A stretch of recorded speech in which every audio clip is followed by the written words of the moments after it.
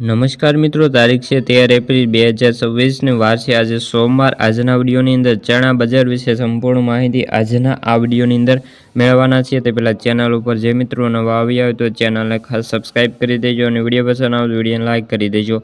તો મિત્રો, ચણાની બજારમાં સ્થિરતા છે અને સરકારી ખરીદી આવશે તો બજારમાં સુધારો આવશે। દેશમાં મુખ્ય ચણા ઉત્પાદન રાજ્યોમાં નવા ચણાની આવકો હવે ચાલુ થઈ ગઈ છે અને રાજસ્થાન, મધ્યપ્રદેશમાં આવકો સારી છે। સરેરાશ ચણા બજારમાં હલચલ જોવા મળી રહી છે અને આગામી દિવસોની અંદર સરકારી ખરીદી ચાલુ રહેશે તો ચણાના ભાવમાં સુધારો આવવાની શક્યતાઓ છે।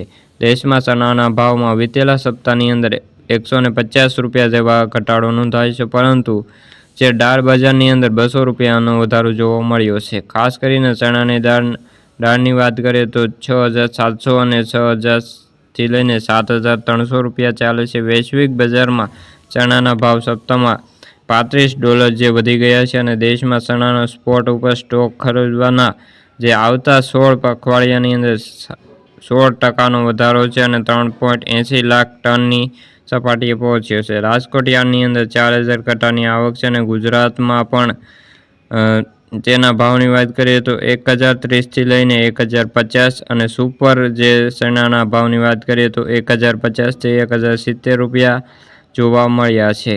તો મિત્રો, આ હતી ચણાને લગતી આજની માહિતી। વિડીયો ગમ્યો તો વિડીયોને લાઇક અને સબસ્ક્રાઈબ કરી દેજો। ફરી મળીશું બીજા વિડીયો સાથે, ત્યાં સુધી બધા મિત્રોને જય જવાન જય કિસાન।